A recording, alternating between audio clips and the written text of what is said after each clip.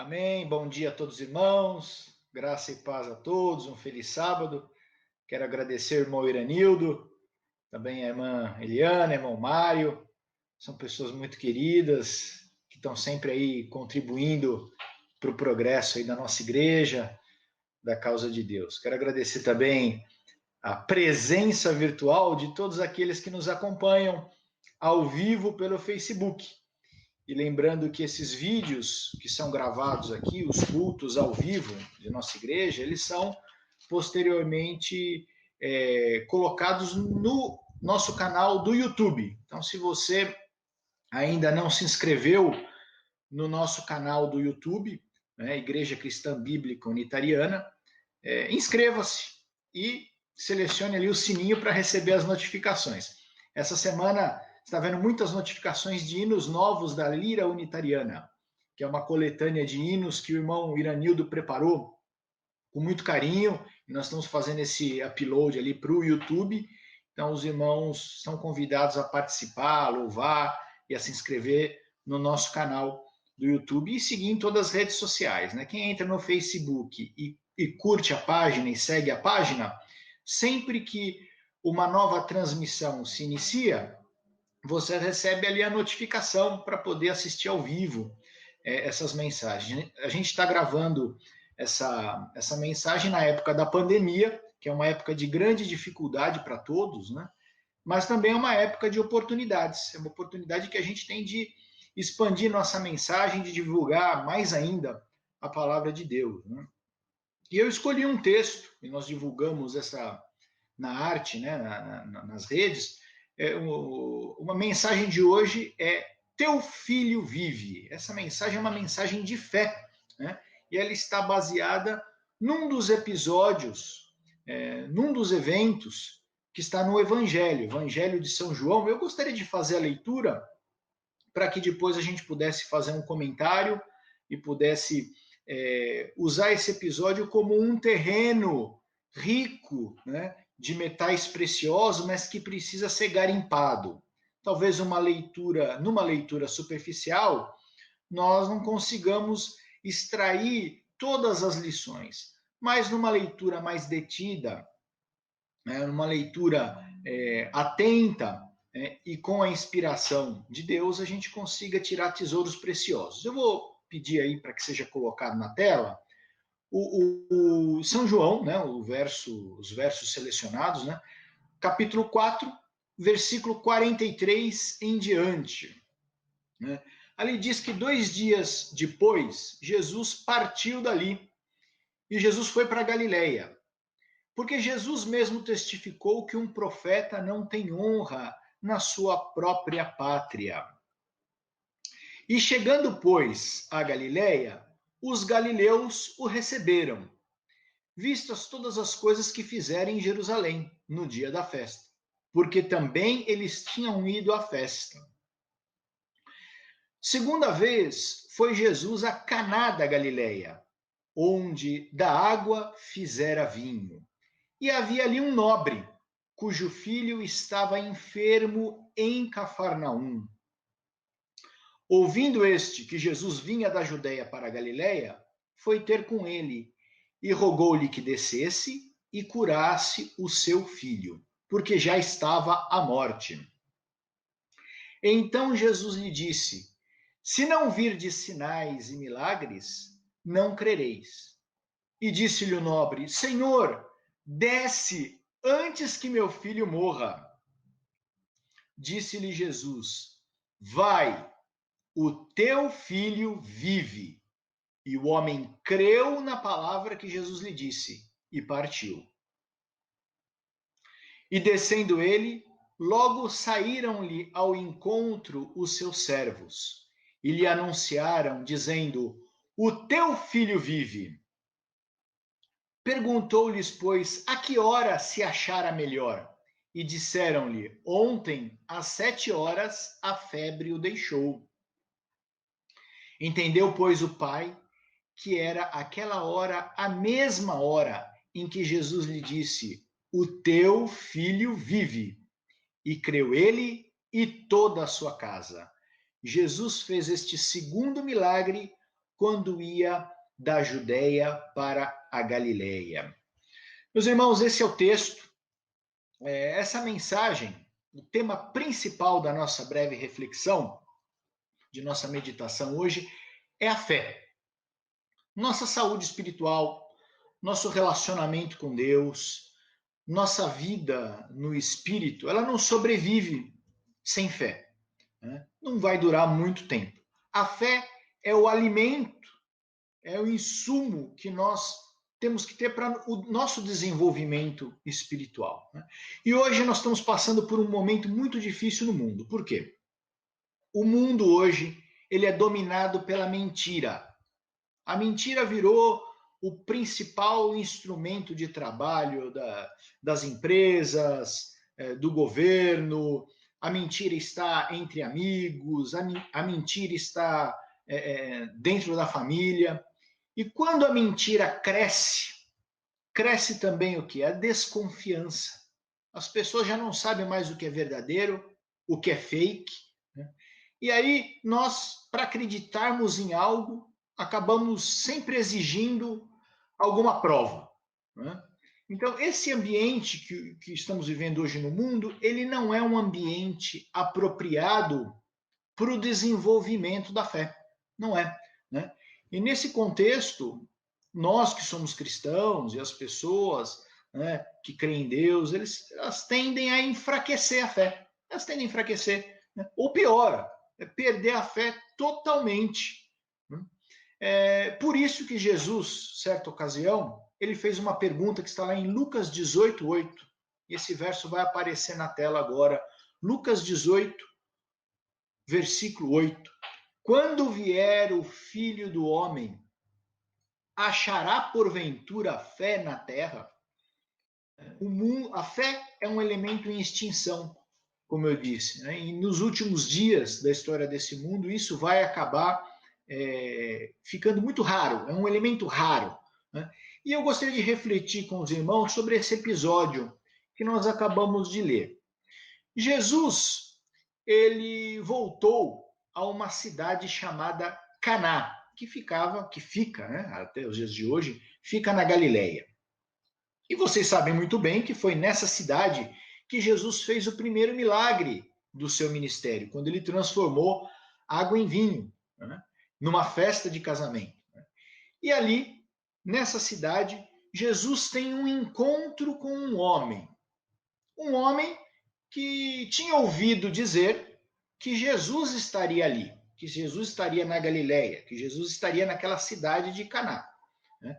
Nós vimos aí no versículo 47 do capítulo 4 de São João, né, que diz assim: ouvindo, olha só, ouvindo este homem que Jesus tinha chegado à Galileia, foi ter com ele.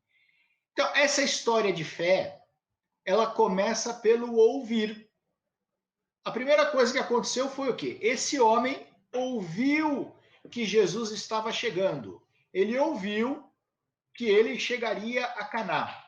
E se ele ouviu, é porque alguém falou. Nós não sabemos, a Bíblia não diz quem falou para esse homem que Jesus estaria em Caná. Mas alguém comunicou a ele que Jesus estaria lá. Fez uma publicidade, né? Fez uma propaganda, uma divulgação. Esse personagem que comunicou teve uma importância aí, né? Teve uma importância, porque se não houvesse essa comunicação, essa divulgação, esse homem jamais saberia que Jesus estaria naquela cidade de Caná. E o fato de ouvir, simplesmente o fato de ouvir que Jesus estaria lá, despertou ali uma semente de fé no coração daquele homem. Olha só, a palavra, ela pode despertar e fortalecer a fé. É o que está lá em Romanos 10:17. Olha só o poder da palavra. Nós vamos ver esse verso 10, Romanos 10:17, vai ser colocado na tela. Mas vocês já conhecem Romanos 10:17. De sorte que a fé vem pelo ouvir, e o ouvir pela palavra de Deus. eu acho que esse verso não apareceu porque eu cometi um erro aí, né? Eu não coloquei esse verso na lista e aí, então, por isso que ele não apareceu. Então, a culpa foi minha, a culpa não é do querido irmão Iranildo que está colocando os versos na tela, né? Então, mas esse verso é até bom que ele não apareça, porque a gente tem que guardar de cor. O verso que não aparece é para a gente guardar de cor, né? E, portanto, a fé vem pelo ouvir. E o ouvir, o quê? A palavra de Deus. Bom, nós não podemos desperdiçar oportunidades nem de ouvir a palavra de Deus e nem de falar a palavra de Deus. Eu me sinto uma pessoa bem-aventurada hoje, porque eu estou tendo a oportunidade de falar a palavra de Deus. Eu percebo que nesse momento existem 15 pessoas conectadas, ouvindo a palavra de Deus. Não são 15 pessoas, são 15 conexões. Talvez numa conexão tenha mais do que uma pessoa. Então, talvez 20 ou 30 pessoas estejam me ouvindo agora.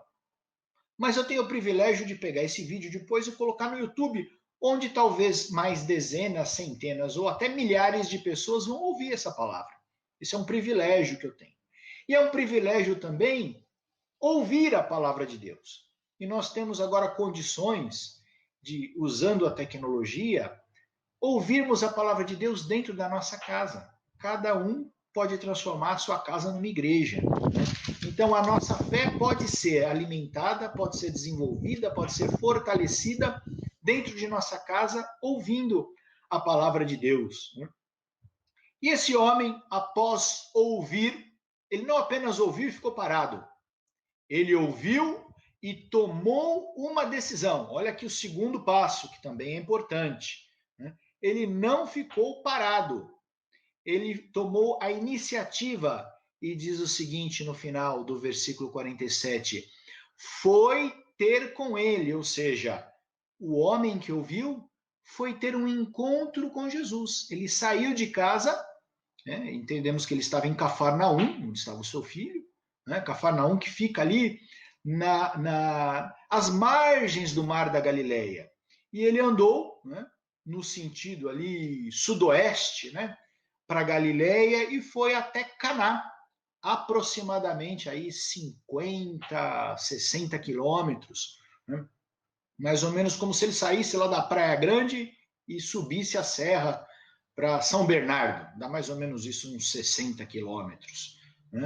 E esse homem tomou essa iniciativa e partiu para ter um encontro com Jesus. Não basta ouvir, você tem que agir. Não basta escutar, você tem que tomar a iniciativa de sair para ter um encontro com Jesus. Para lá foi aquele homem. Mas quem era esse homem? Quem era esse homem? Na versão que nós lemos aí, diz que ele era um nobre, um homem nobre. Há outras versões que diz que ele é um oficial do rei. Na versão em grego diz que ele é um basílicos. Basílicos é aquele homem de alto poder, uma autoridade. Talvez é um homem que fizesse parte aí da elite do funcionalismo público de Roma. Nós diríamos até hoje, ele não era um cidadão comum. Ele era talvez como um desembargador que tem contatos ali no seu celular, um homem poderoso que todos respeitavam, que todos entendiam que era um homem de autoridade, que tinha dinheiro, que tinha influência, que tinha amigos políticos, poder político. E esse homem tinha tudo que todos os outros homens desejam: poder, influência, fama. Ele é um oficial do rei, um nobre, elite. Esse homem tinha tudo isso. Mas tudo que esse homem tinha, que eu já disse aqui, o poder, o dinheiro, o contato, influência, não poderia ajudá-lo a resolver o problema que ele estava enfrentando nesse momento. E o problema que esse homem estava enfrentando é talvez o problema mais angustiante que qualquer pessoa pode ter. É ver um filho à beira da morte. E aí não tem dinheiro, não tem influência, não tem contato, não tem poder, não tem riqueza, não tem fama que resolva esse problema. E aquele homem tinha consciência disso. Ele era poderoso, ele era influente, mas esse problema ele não conseguia resolver. Então ele chega a Jesus e roga a Jesus. O que é rogar? É clamar, é pedir com ênfase. Né? Diz que rogou-lhe que descesse e curasse o seu filho que estava à beira da morte. Perceba que esse homem fez dois pedidos para Jesus. Para que Jesus descesse a serra, né? Fosse até Cafarnaum e curasse o seu filho. Nós temos aqui um problema nesse pedido desse nobre. Um problema no primeiro pedido. É um problema comum, que nós seres humanos temos essa mania, né? Que quando nós precisamos de um especialista, muitas vezes nós dizemos como que o especialista tem que fazer. Né? Como se você fosse ao médico, né? Entrasse no consultório, aí o médico te cumprimenta, fala, pois não, em que eu posso te ajudar? Né?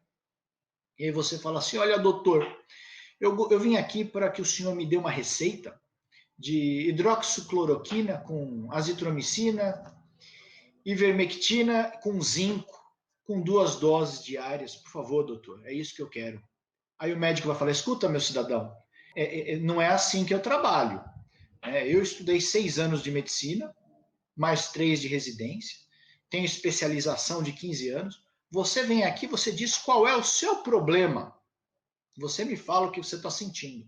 Eu vou te analisar, vou talvez pedir exames, e quem vai decidir o remédio que você vai tomar, no seu caso, sou eu, o médico. Você não tem que vir aqui e me dizer como que você quer que eu trate você. Né? O médico é o especialista. Como alguém chegar para um advogado, né? O advogado fala, qual que é o seu problema? O que eu posso te ajudar? Aí o cidadão fala, eu preciso, doutor, de um mandado de segurança com pedido liminar, com pedido de dano moral e tal. Aí o advogado vai falar a mesma coisa. Escuta, meu amigo, conta a sua história. Como que a gente vai fazer isso? Eu decido depois. E aquele nobre, quando chegou a Jesus, ele tinha vários servos, tinha vários assessores, e ele estava acostumado a dar ordens e dizer como que as coisas tinham que ser feitas. E ele já chegou dizendo para Jesus descer. Né? Ele não se limitou a dizer para Jesus o que ele precisava, qual era o problema. Ele começou dizendo, desça. Né? Ele, antes de mais nada, disse como que Jesus tinha que fazer. Né? Então, às vezes, nós temos essa necessidade diante de Deus e nós não nos limitamos em abrir o coração a Deus e dizer qual é o problema. Nós começamos a dizer para Deus como que ele tem que fazer, como que ele tem que resolver o problema. Então, cuidado, meu irmão, cuidado no tipo da oração que você faz. Se você está só apresentando o problema a Deus e deixando nas mãos de Deus a solução, ou se você está dizendo como que Deus tem que fazer. Né? Lembra sempre do médico, né? O paciente chegando e já querendo a receita do remédio que o próprio paciente está prescrevendo. Né? Esse nobre, esse oficial do rei, ele queria uma solução presencial. Ele queria que Jesus fosse até sua casa. Né? Ele não tinha noção de que esse problema poderia ser resolvido remotamente. Olha que interessante, desde aquela época os problemas já poderiam ser resolvidos de forma remota, ou seja, à distância. Né? Provavelmente esse nobre estava imaginando o quê? Que Jesus fosse à sua casa, colocasse a mão na cabeça do seu filho, ou então desse um passe ali, ou colocasse um pano quente sobre o jovem, ou enfim, fizesse uma simpatia, gestos mágicos ou palavras mágicas, e aí, miraculosamente, seu filho fosse curado. Era isso que esse homem estava pensando. E é aí que Jesus diz o que está no versículo 48.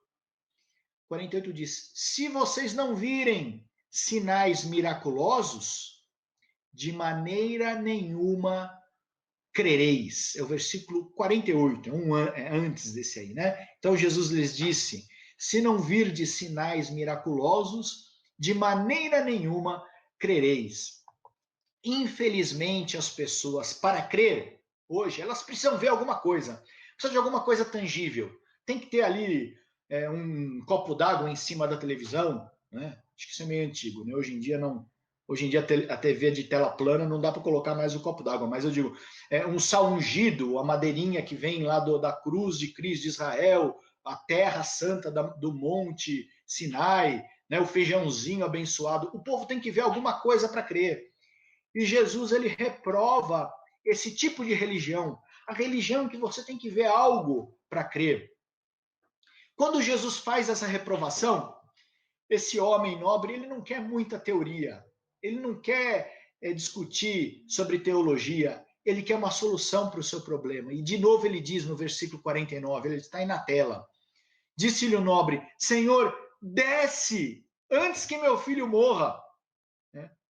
Esse homem levou uma bronca de Jesus, mas ele não perde a humildade dele. Ele está para baixo. Ele não tem mais aquele orgulho, né? E ele roga de novo, Senhor, desce, vai até em casa. Eu não tenho tempo para ouvir sermão, meu filho está morrendo, né? Mas Jesus faz do seu jeito. E o versículo 50, a gente pode até um versículo para frente agora, né? Jesus disse, vai, o teu filho vive. E o homem creu na palavra que Jesus lhe disse e partiu. Essa foi a demonstração de fé do homem. Ele não insistiu, ele creu na palavra de Jesus. Ele não insistiu no seu método de cura presencial. Ele simplesmente creu e voltou para casa. E a fé verdadeira é essa. A fé verdadeira é aquela que não implica em ver algo. Tem Hebreus 11, versículo 1, é um dos versículos mais importantes sobre fé, porque conceitua a fé, define o que é fé. Ora, a fé é o quê? É a certeza de coisas que se esperam, estão no futuro. E a convicção de fatos que não se veem. Olha que importante aqui. Fatos que não se veem. Esse pai teve a comprovação de que seu filho teria sido curado naquele momento? Algum assessor seu, algum servo direto de Cafarnaum mandou um WhatsApp com a foto do filho já fora da cama naquele momento? Não. Alguém de Cafarnaum telefonou e avisou que o menino já estava bom? Não. Esse homem saiu dali de Caná sem nenhuma prova. Ele não tinha um contrato assinado com firma reconhecida em cartório. Ele não tinha foto de WhatsApp, né? Ele não tinha sal ungido, toalhinha ungida. Ele saiu apenas com uma coisa, que é a mais importante de todas. Esse homem saiu com a certeza da palavra de Jesus. E isso bastava. E é isso que importava. Esse homem tinha com ele a palavra de Jesus. E qual é o valor da palavra de Jesus? Para quem não crê, a palavra de Jesus não vale nada. A palavra de Jesus não vale nada para a pessoa que não crê. Mas para aquele que crê, que não precisa de sinais, não precisa de ver fatos, milagres, não precisa ver sessão de descarrego, não precisa ver imagens. Para quem crê, uma coisa é suficiente: a palavra de Deus. E essa palavra é que tem poder. E a nossa mensagem termina como? Esse homem desceu para onde? Para sua casa, para Cafarnaum. E ele teve um encontro com seus servos, com seus assessores, que foram os portadores das boas novas. Talvez as mesmas pessoas que informaram para o nobre de que Jesus estaria em Caná são aquelas que levaram a ele as boas notícias de que seu filho estava melhor, que a febre já tinha passado. E o pai entendeu que no momento em que Jesus disse, teu filho vive, foi o momento em que o menino foi curado. Amém? E não creu apenas esse nobre, creu também ele e a sua casa. E quando a gente fala a sua casa, não é apenas a sua família, a sua mulher, o seu filho, mas são todos aqueles servos que moravam na casa daquele nobre.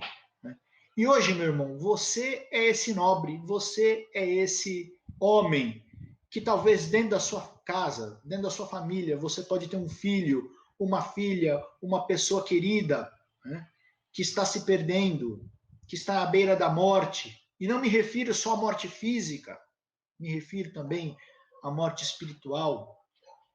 E essa história pode se repetir na sua casa. E você está ouvindo falar de Jesus hoje. E quando você ouve falar de Jesus, você tem duas alternativas. Você simplesmente ignora essa notícia, ou você faz como esse nobre fez. Tome a iniciativa e vá buscar a Jesus. Vai ter um encontro com Jesus, mesmo que ele esteja longe, mesmo que ele esteja a 50 quilômetros, mesmo que você tenha que subir, sair do nível do mar e subir a serra, né? Mesmo que você não tenha concretamente nenhuma prova de que vai funcionar, né? Jesus está te convidando para dar a você e a sua família a salvação. Você pode clamar por salvação, não especifique como Deus tem que atuar no seu caso. Ele vai decidir a melhor forma. Simplesmente abra o seu coração e diga qual é o seu problema. E o faça com fé, que com certeza o nosso Deus, ele não vai estar surdo para ouvir o clamor dos seus filhos. Como cada um de nós ama imensamente os nossos filhos, imagine o nosso Pai que está no céu, como Ele nos ama. O meu desejo, a minha oração é que Deus abençoe você que está ouvindo essa mensagem, abençoe a sua família ricamente e que possa transformar a sua vida, a vida da sua família. É meu desejo, a minha oração. Amém.